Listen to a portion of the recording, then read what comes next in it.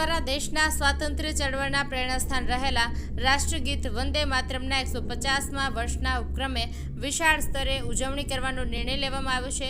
આ માટે સામાન્ય વહીવટ વિભાગ દ્વારા વિગતવાર પરિપત્ર બહાર પાડવામાં આવ્યું છે। પરિપત્ર અનુસાર 7 નવેમ્બર 2025ના રોજ રાજ્યભરમાં સરકારી ઓફિસનો સમય સવારે 9:30 થી સાંજે 5:10 સુધીનો રહેશે। તમામ સરકારી કચેરીઓ, જિલ્લા પંચાયત, મહાનગરપાલિકા, જિલ્લા પાલિકા તથા નગરપાલિકાઓમાં રાષ્ટ્રીય ગીત વંદે માતરમના સંગીત સાથે સમૂહ ગાનનું આયોજન થશે। રાજ્યની 54,000 કરતાં પણ વધુ સ્કૂલો આજથી ફરી ધમધમતી થઈ છે। રાજ્યની સ્કૂલોમાં 16 ઓક્ટોબરથી 6 નવેમ્બર સુધી દિવાળીનું વેકેશન જાહેર કરવામાં આવ્યું હતું। 21 દિવસનું દિવાળી વેકેશન આજે પૂર્ણ થઈ ગયું છે, જેથી ગુજરાત બોર્ડની માધ્યમિક, ઉચ્ચતર માધ્યમિક સ્કૂલોમાં આજથી બીજા શૈક્ષણિક સત્રની શરૂઆત થઈ છે। આજથી 54,000 કરતાં વધુ સ્કૂલોમાં બીજા શૈક્ષણિક સત્રનો પ્રારંભ થઈ જવાનું છે। બીજું શૈક્ષણિક સત્ર આજથી લઈને 3 મે સુધી એટલે કે 144 દિવસ સુધી ચાલવાનું છે।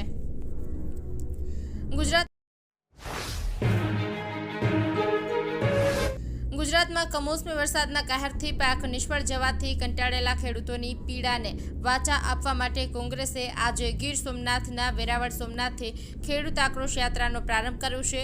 પાક બગડ્યો હોવા છતાં ધિરાણની ચિંતા અને વળતરનો અભાવ, આવી પરિસ્થિતિમાં કોંગ્રેસ હવે ખેડૂતલક્ષી રાજનીતિના મેદાનમાં ઉતરી છે।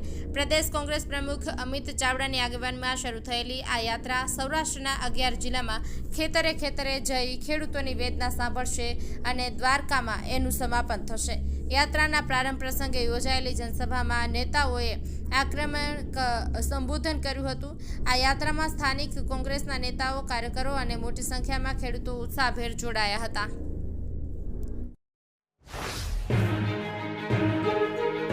અમરેલીના બાબરા તાલુકાના ફુલઝર ગામમાં 2 જૂથ વચ્ચે અથડામણ થઈ છે।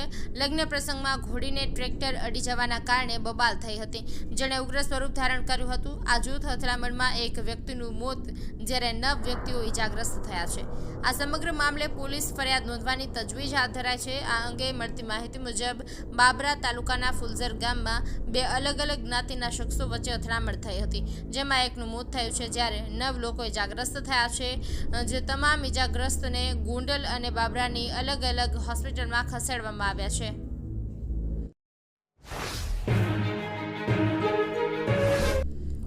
સુરત અને જોધપુરમાં દુષ્કર્મ કેસના દોષિત અને આજીવન કેદની સજા ભોગવી રહેલા 86 વર્ષીય આસારામને ગુજરાત હાઈકોર્ટે 6 મહિનાના રેગ્યુલર જામીન આપ્યા છે। આસારામ વતી રજૂઆત કરવામાં આવી કે જોધપુર કોર્ટે આસામને 6 મહિના માટે જામીન આપ્યા છે। તે હૃદય સંબંધિત બીમારીથી પીડિત છે અને સારવાર મેળવવાનો હક છે। જો 6 મહિનામાં અપીલની સુનાવણી આગળ ન વધે તો ફરી જામીન અરજી મૂકી શકશે।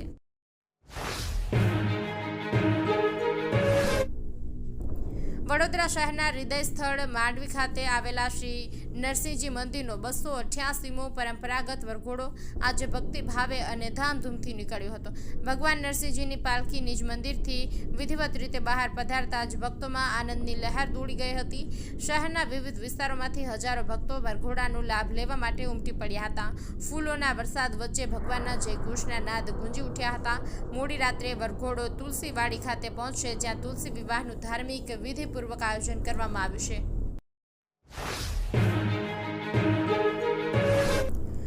વડોદરા જિલ્લાના કરજણ તાલુકાના નારેશ્વર ખાતે આવેલા શ્રી રંગ અવધૂત મહારાજના મંદિરેથી દર્શન કરીને સિનોર પાસે આવેલા અનસુયા માતાના મંદિરે દર્શન કરવા જઈ રહ્યા હતા। એ વખતે ભરૂચના પરિવારને અકસ્માત નડ્યો હતો। અલ્ટો કાર લઈને જઈ રહેલા પરિવારે કારના સ્ટીયરિંગ પરનો કાબુ ગુમાવ્યો હતો, જેથી કાર નીલગિરીના વૃક્ષ સાથે અથડાઈ હતી, જેમાં પિતા પુત્રના મોત થયા હતા, જ્યારે માતા ઇજાગ્રસ્ત થઈ હતી। જૂનાગઢ જિલ્લાના મેંદરડા નજીક દલિત યુવાન પર જાતિગત ભેદભાવ અને અપશબ્દો સાથે હુમલો કરવાની એક ગંભીર ઘટના પ્રકાશમાં આવી છે। આ હુમલાનો વિડીયો સોશિયલ મીડિયામાં વાયરલ થતાં સમગ્ર વિસ્તારમાં ખળભળાટ મચી ગયો છે। મેંદરડા પોલીસે આ મામલે તાત્કાલિક કાર્યવાહી કરીને 6 જેટલા આરોપીઓ વિરુદ્ધ ગુનો નોંધી તેમની ઝડપી પાડવાના ચક્રો ગતિમાન કર્યા છે। અમદાવાદમાં રાણીપ વિસ્તારમાં આવેલી સોનાની દુકાનમાં જ્યારે સોની એકલો બેઠો હતો ત્યારે એક મહિલા આવી હતી. ગ્રાહક બનીને આવેલી આ મહિલાએ અચાનક હાથમાં રહેલો મરચાનો પાવડર સોનીની આંખમાં નાખવાનો પ્રયાસ કર્યો. એને પગલે સોની વેપારીએ આ મહિલાને ટેબલ કૂદીને 25 સેકન્ડમાં 20 તમાચા ઝીકી દીધા હતા. જોકે આ મરચાના પાવડર સોનીના આંખમાં ન જતા સોની તરત જ ઊભો થયો અને તેણે ચોરી કરવા આવેલી મહિલાને એક બાદ એક ધડાધડ 20 લાફા ઝીકી દીધા હતા. સેટેલાઇટમાં રહેતા સ્મિતા જૈને સેટેલાઇટ પોલીસ સ્ટેશનમાં ફરિયાદ નોંધાવી છે કે મે 2025થી આજ સુધી દહેરાદૂનના અર્નવ ખુરાના સાથે કમ્પ્યુટર સર્વરની ખરીદી કરી સાથે મળી અને ધંધો કરવા 8.14 લાખ રૂપિયા અર્નવને આપ્યા હતા. જોકે ધંધો શરૂ કર્યા બાદ અર્નવે કોઈ વેપાર કર્યો ન હતો કે કોઈ પણ નફો પણ કર્યો ન હતો. ધંધાના નામે લાખો રૂપિયા પડાવ્યા હતા. આ મામલે છેતરપિંડીની ફરિયાદ નોંધાતા સેટેલાઇટ પોલીસે તપાસ શરૂ કરી છે.